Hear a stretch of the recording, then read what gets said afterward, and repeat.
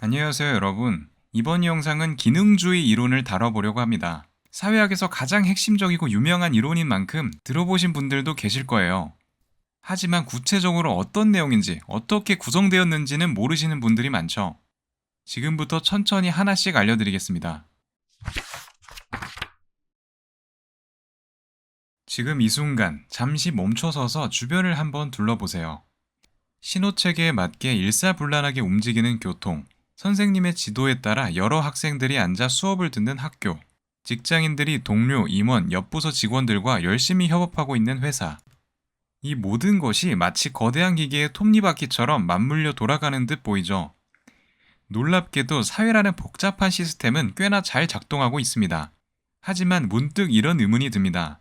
이 사회는 도대체 어떻게 이렇게 잘 굴러가는 걸까요?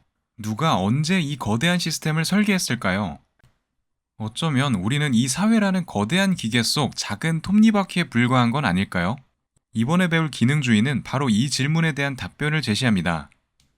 기능주의는 사회가 살아있는 유기체처럼 구성되어 있다고 전제하는 이론입니다.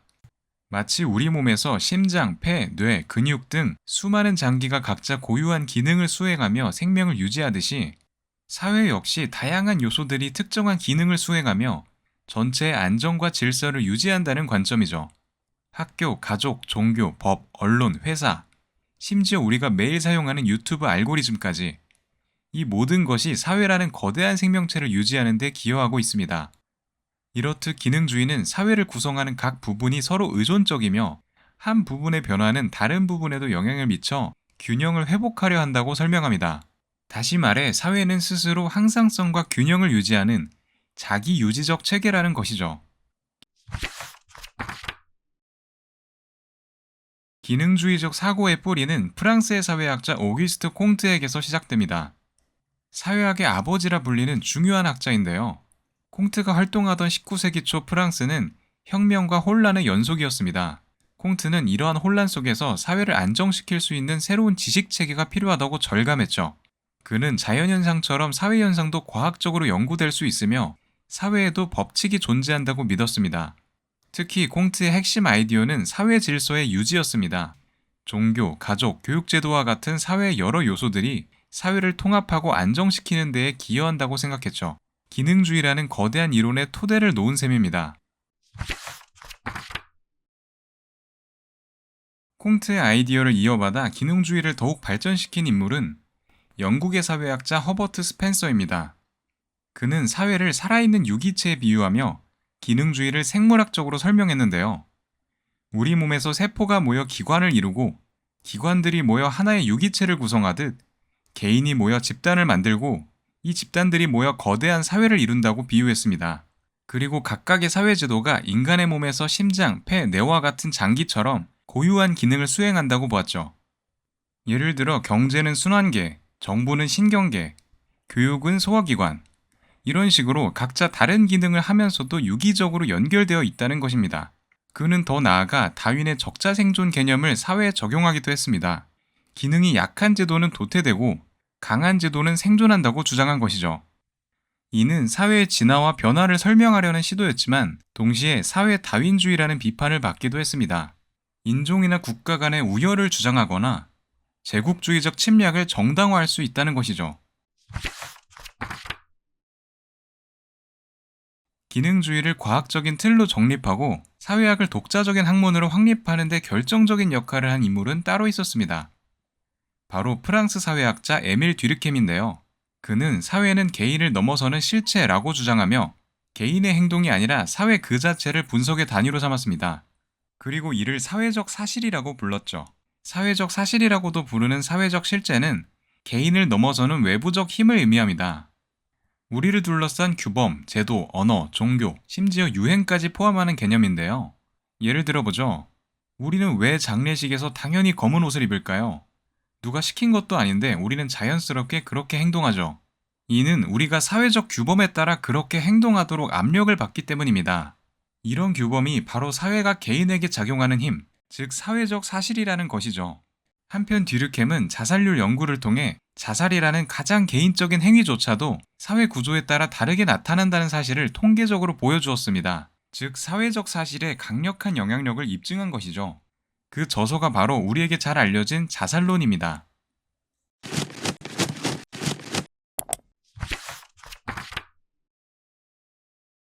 20세기에 들어와 기능주의론을 가장 체계적으로 정리하고 현대사회에 큰 영향을 미친 인물이 있습니다. 구조기능주의 이론을 제시한 미국의 사회학자 탈콧 파슨스인데요.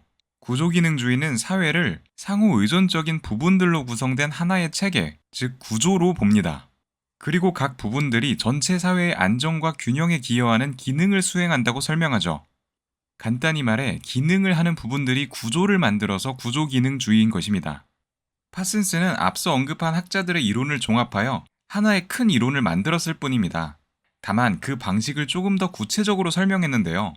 파슨스는 자원론적 행위 이론을 통해 개인의 자발적인 행위가 사회 구조를 만들었다고 설명합니다. 어떻게 이런 일이 가능할까요? 자세한 내용은 뒤에 다룰 파슨스 강의에서 설명드리겠지만 간단히 소개해드리자면 이렇습니다. 그는 행위라는 것을 유기체, 퍼스널리티 체계, 문화 체계, 사회 체계 이렇게 4개 요소로 나누었습니다. 그리고 각 체계가 어떻게 구성되었는지 설명하죠. 그런데 그 중에서 사회 체계를 4개 요소로 다시 한번 쪼갭니다. 결국 우리가 연구하는 것은 사회이기 때문에 사회 체계가 기능하는 방식을 자세히 다룬 것이죠. 여기서 나오는 이론이 사회학 내에서 유명한 AGIL 모델입니다. 각각을 경제체계, 정치체계, 법체계, 문화체계에 대응하여 사회가 어떻게 구조로 기능하는지 설명했죠. 지금은 이런 것이 있다는 정도만 알아두셔도 충분합니다. 파슨스의 이론은 여전히 사회학의 주류인 만큼 나중에 충분히 다시 설명해 드릴 예정이니까요. 하지만 모든 기능이 사회에 긍정적인 영향만을 미치는 것은 아닙니다. 여기서 등장하는 인물이 바로 로버트 머튼입니다. 파슨스의 제자였던 머튼은 파슨스의 기능주의를 한 단계 더 확장합니다. 사회현상이 초래한 의도하지 않은 결과나 부정적인 결과를 지적한 것인데요. 그는 구조기능주의에서 기능이라는 것을 3가지로 구분했습니다. 명시적 기능, 잠재적 기능, 그리고 역기능인데요. 명시적 기능은 의도된 긍정적인 결과를 의미합니다. 예를 들어 교육제도의 명시적 기능은 지식 전달과 인재 양성이죠. 잠재적 기능은 의도하지는 않았지만 발생하는 순기능입니다. 학교에서 지식을 배우는 것 외에 또래 문화를 학습하고 사회적 관계를 형성하는 것이 잠재적 기능이죠. 역기능은 사회 안정에 해로운 부정적인 결과입니다. 입시 경쟁으로 인한 학생들의 과도한 스트레스나 창의성 억제는 교육제도의 역기능이라고 볼 수 있습니다. 또 다른 예시로 종교를 들 수도 있습니다. 종교는 사람들에게 도덕 규범을 제공하고 공동체 결속을 강화하며 심리적 안정감을 주는 순기능을 합니다. 하지만 동시에 배타적인 이념을 강화하거나 종교 간 갈등을 유발하는 역기능을 낳기도 하죠.